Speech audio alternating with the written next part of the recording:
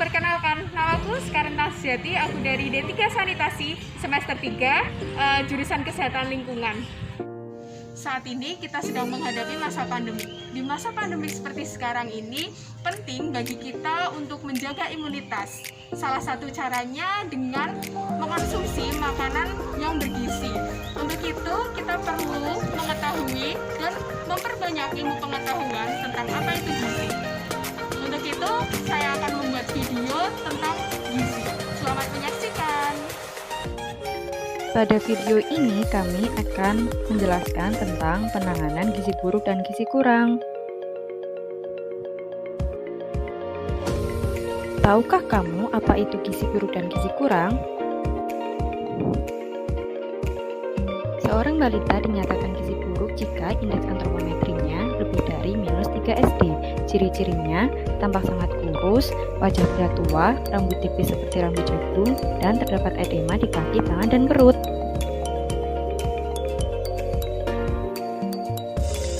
Seorang balita dinyatakan gizi kurang jika indeks antropometrinya berada di antara -3 SD sampai -2 SD. Ciri-cirinya, lingkar lengan atas antara 11,5 sampai 12,5 cm, terlihat kurus, dan tidak ada edema. Penyebab gizi buruk dan gizi kurang ada dua, penyebab langsung dan tidak langsung. Penyebab langsung diantaranya asupan yang sesuai dengan kebutuhan dan adanya penyakit infeksi. Penyebab tidak langsung diantaranya ketersediaan pemasaran yang tidak memadai, izin sanitasi yang buruk, dan pola asuh yang kurang tepat. Dampak gizi buruk dan gizi kurang diantaranya pertumbuhan dan perkembangan yang terhambat, anak menjadi lemah dan mudah sakit, kecerdasan anak menurun, dan anak sulit mengikuti pelajaran di sekolah. Nah, pemberian ASI eksklusif dan MPASI yang tepat dapat mencegah terjadinya gizi buruk dan gizi kurang. Lalu bagaimana sih MPASI yang tepat? MPASI yang tepat seharusnya terdiri dari 4 kuadran. Yang pertama, karbohidrat. Yang kedua, protein, terutama protein hewani. Yang ketiga, lemak. Dan yang keempat, buah atau sayur. Anak yang sudah terlanjur mengalami gizi buruk dan gizi kurang harus ditangani dengan tepat. Penanganan yang harus dilakukan yang pertama, berikan makanan tumbuh kejar tinggi kalori, tinggi protein. Yang kedua, obati penyakit penyerta. Dan yang ketiga, berikan stimulasi untuk mendukung perkembangan dan pertumbuhan anak. Stimulasi yang bisa diberikan berupa kasih sayang agar anak merasa terlindungi, merasa aman, dan merasa selalu diperhatikan. Yang kedua, lingkungan yang ceria, dan jangan lupa berikan aktivitas fisik yang cukup ketika anak sudah sembuh. Terima kasih telah menyaksikan video kami, semoga bermanfaat.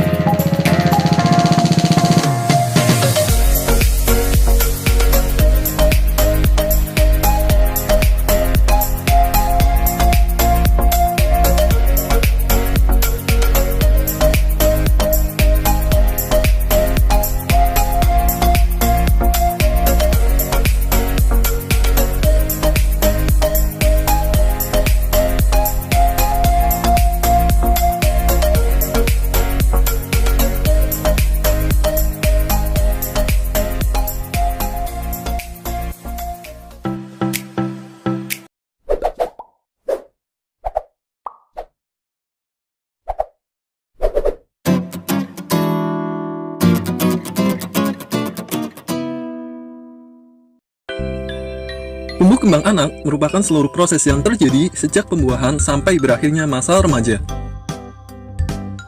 Tumbuh kembang terdiri atas dua aspek, yaitu pertumbuhan dan perkembangan. Pertumbuhan adalah bertambahnya ukuran dan jumlah sel serta jaringan intraseluler sehingga tanpa adanya perubahan ukuran fisik dan struktur tubuh. Perubahan ini bisa diukur dengan satuan panjang dan berat. Sedangkan perkembangan adalah bertambahnya kematangan fungsi tubuh yang lebih kompleks, misalnya perkembangan kemampuan bicara, emosi, dan sosialisasi. Agar anak dapat tumbuh dan berkembang secara optimal, terdapat 3 kebutuhan dasar yang harus dipenuhi, yaitu ada asuh, asih, dan asah. Asuh berarti memberi segala kebutuhan sandang, pangan, dan papan, contohnya seperti nutrisi, imunisasi, pakaian, dan lingkungan bersih. Asih berarti memberikan kasih sayang bahkan sejak dalam kandungan untuk menjamin tumbuh kembang fisik, mental, dan psikososial anak. Asah berarti memberi stimulasi sejak dini pada anak untuk mengembangkan kemampuan sensorik, motorik, emosi, bicara, kognitif, kreativitas, moral, spiritual, dan lain-lain. Oke, kali ini kita akan lebih berfokus pada kebutuhan asuh anak, terutama soal nutrisi anak. Pemenuhan kecukupan nutrisi pada 1000 hari pertama kehidupan anak sangat penting bagi tumbuh kembang anak ke depannya. Pada 1000 hari pertama ini merupakan masa kritis di mana terjadi pertumbuhan dan perkembangan yang sedang pesat-pesatnya. Kekurangan maupun kelebihan zat gizi pada periode ini umumnya irreversible dan akan berdampak pada kualitas hidup jangka pendek maupun jangka panjang pada anak ke depannya.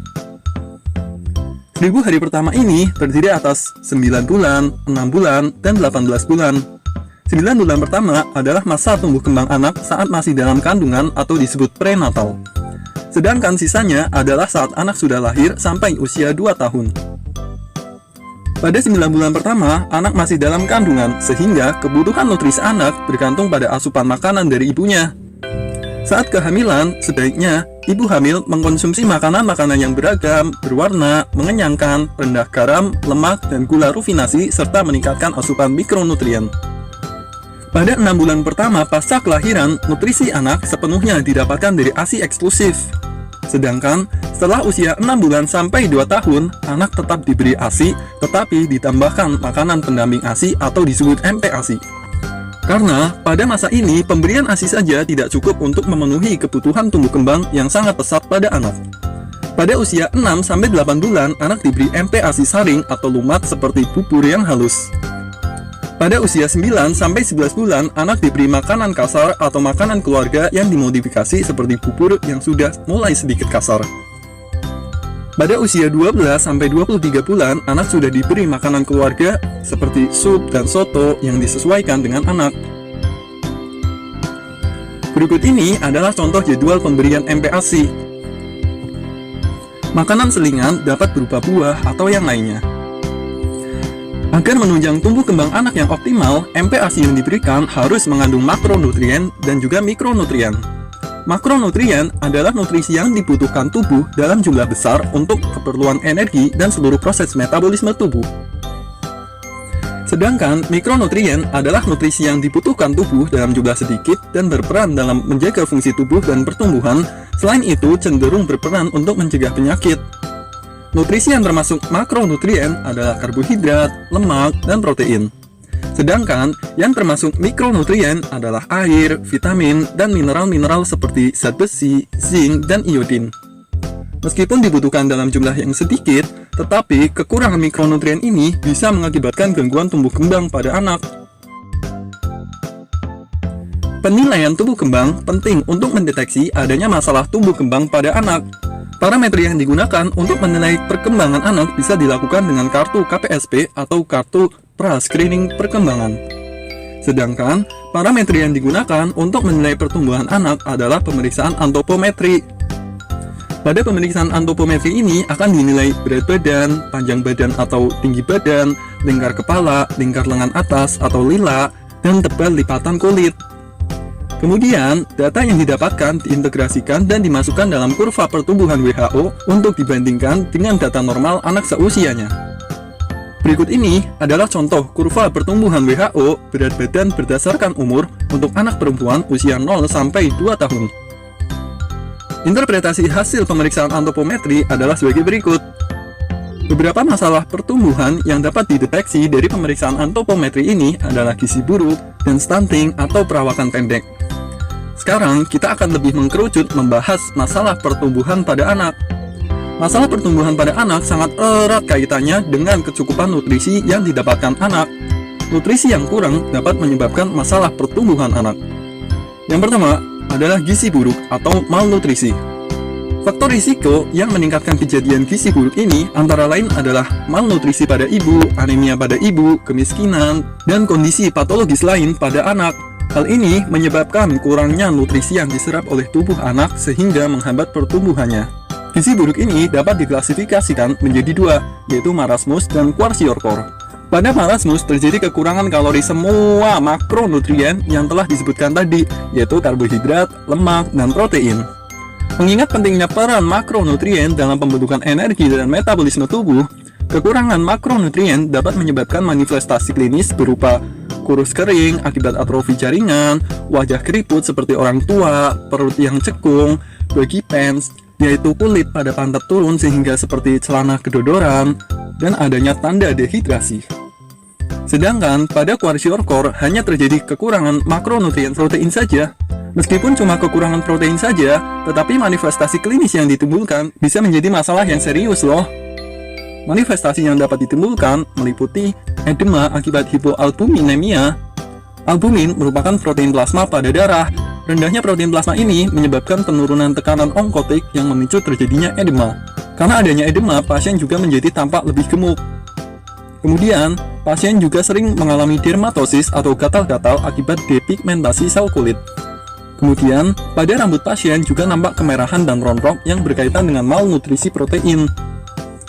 Masalah pertumbuhan yang kedua adalah stunting, yaitu masalah gizi kronis pada balita yang ditandai dengan tinggi badan yang lebih pendek dibanding dengan anak seusianya. Faktor risiko terjadinya stunting antara lain gizi buruk, infeksi berulang, dan stimulasi psikososial yang inadequate. Dampak stunting dapat dibagi menjadi dua, yaitu dampak jangka panjang dan dampak jangka pendek. Dampak jangka pendek stunting antara lain meningkatnya kejadian sakit dan kematian, perkembangan kognitif, motorik, dan verbal pada anak menjadi tidak optimal, dan peningkatan biaya kesehatan. Dampak jangka panjang pada stunting adalah postur tubuh yang tidak optimal saat dewasa, meningkatnya risiko obesitas dan penyakit lainnya, menurunnya kesehatan reproduksi, kapasitas belajar dan performa yang kurang optimal saat masa sekolah, dan produktivitas dan kapasitas kerja yang tidak optimal. Oke, sekian pembahasan mengenai tumbuh kembang dan nutrisi anak. Semoga bermanfaat. Salam sehat anak Indonesia. Dari hasil mini survei yang dilakukan di Instagram ISMKI Wilayah 3, didapatkan hasil sebagai berikut. Bagaimana menurut Anda? Dapatkan informasi lebih lanjut mengenai tumbuh kembang dan gizi anak dalam diskusi publik Stunting in Your Area. Mindset masyarakat Indonesia terhadap pengaturan gizi anak diadakan secara online via Zoom Room pada Sabtu 1 Agustus 2020 pukul 8 sampai 12 waktu Indonesia Barat dengan narasumber Dr. Muhammad Bukhari, spesialis anak MSc, dosen Fakultas Kedokteran Universitas Munawarman, dan Dr. Meliati Aminyoto, MKes, spesialis gizi klinik, dosen Fakultas Kedokteran Universitas Munawarman. Pendaftaran 100% gratis tanpa dipungut biaya apapun. Daftarkan diri Anda sekarang pada link bit.ly/stuntingia. Kuota peserta terbatas.